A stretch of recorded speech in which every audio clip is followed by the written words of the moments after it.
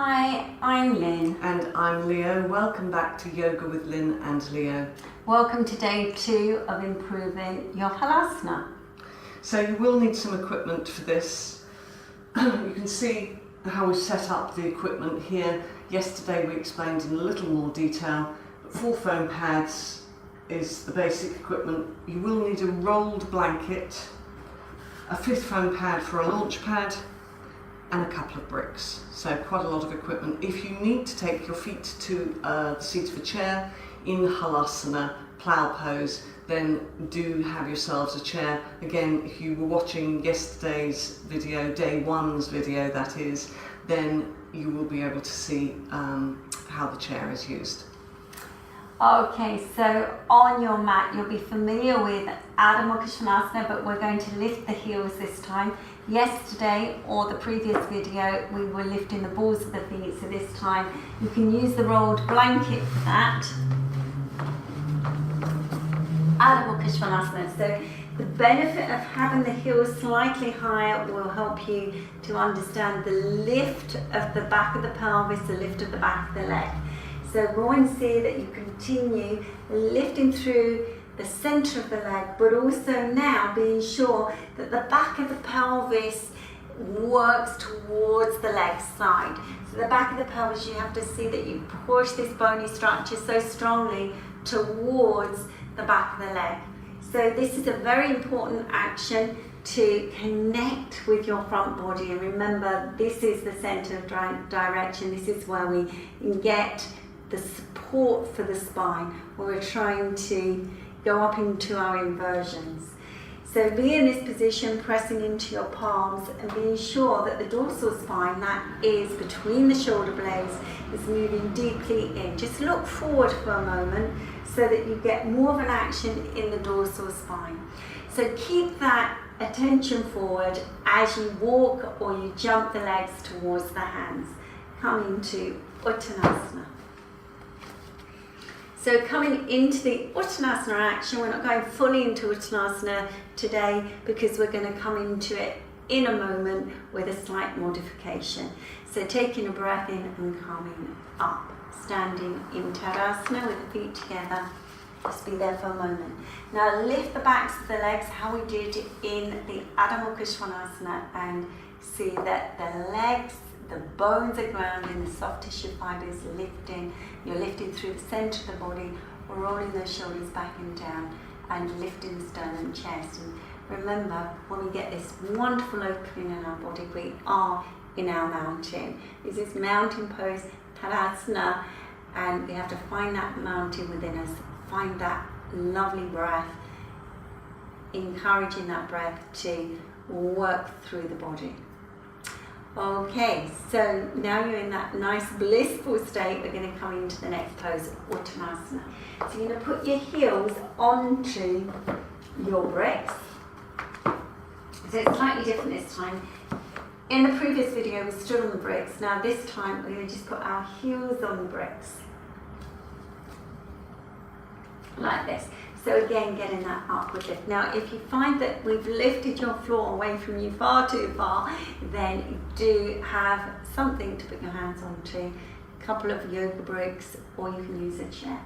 Hinge forward, lift up and hinge. So this is when you need to see that you lift so much through the front thigh, how we did on day 1, the back of the thigh how we have now, and you've got to lift that back of the pelvis towards the back of the legs, and then take the hands down and concentrate on that support of the spine.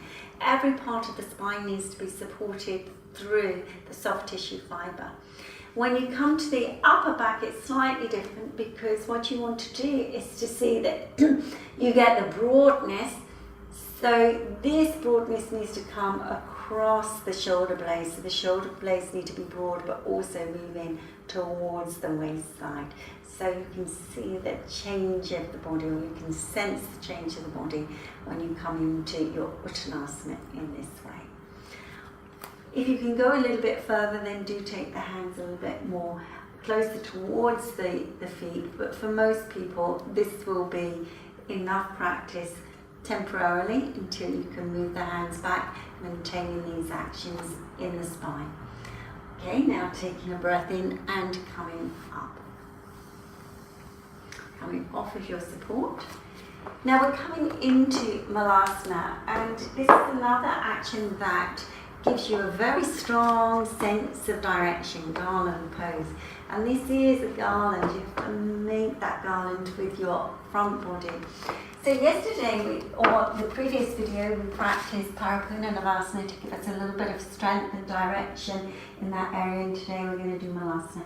Now you can see Leo is sitting on a couple of foam pads. We've got that platform there ready because we're going to be practicing Halasana shortly. So be sure that you've just got a couple of foam pads to sit on, and then bending your knees and placing your heels onto the support. Now this may be too high for you, this support, in terms of for the heels. If you can put your heels flat down onto the floor, then you're welcome to do that too.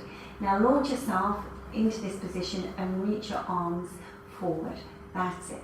So you're going to reach your arms forward, and as you reach your arms forward, you're going to see that you still support your spine. Your soft tissue fibre is moving towards your back body so that you're getting this garland action. Now we're just going to go a little bit further into this. Leo didn't know that we were practicing this, so I have to talk it through. So just taking the legs a little bit further open, and then see if you can take those arms to the shins and pushing into the shins so that it activates that abdominal action.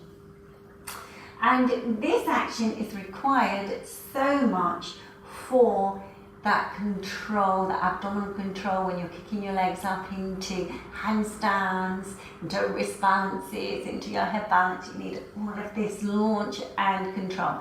Now if you find this is too challenging, then stick with the first part of the Malasana practice and then come up and out of the pose and straightening your legs. So we've got Pachimottanasana here now. That's the next pose we're going to practice. Now if you need a belt, then do hold a belt in this position and walk along the belt as you come forward. You can see that Leo's doing the demonstration.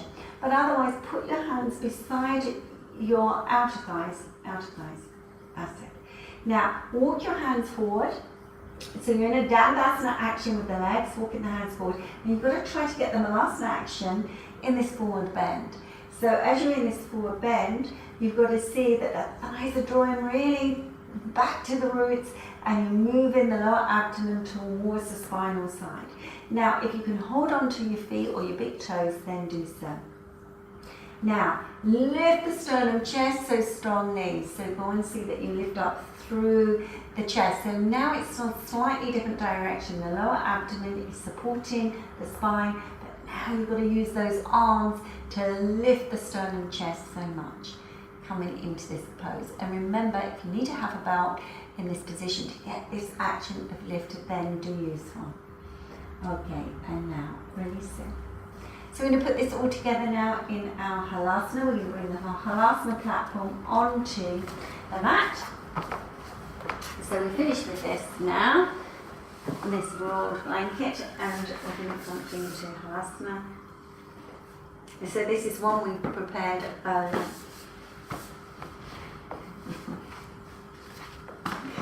Okay, and coming to Halasana. Now, again, as Leo said at the very beginning, if you need to put your feet onto a chair, do so, but this time we're going to come into the Halasana and we're going to practice taking the feet to the floor.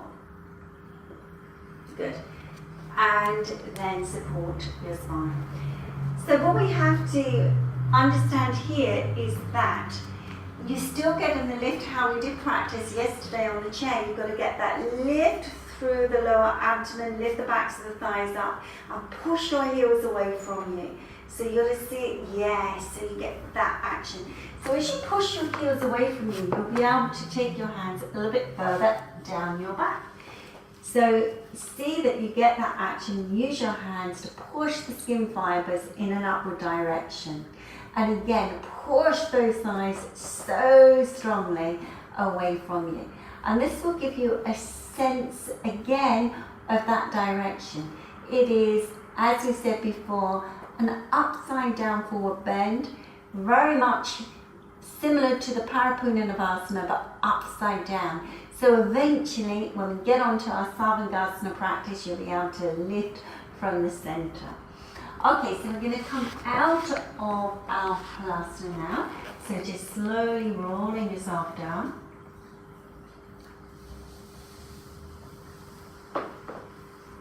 And then releasing.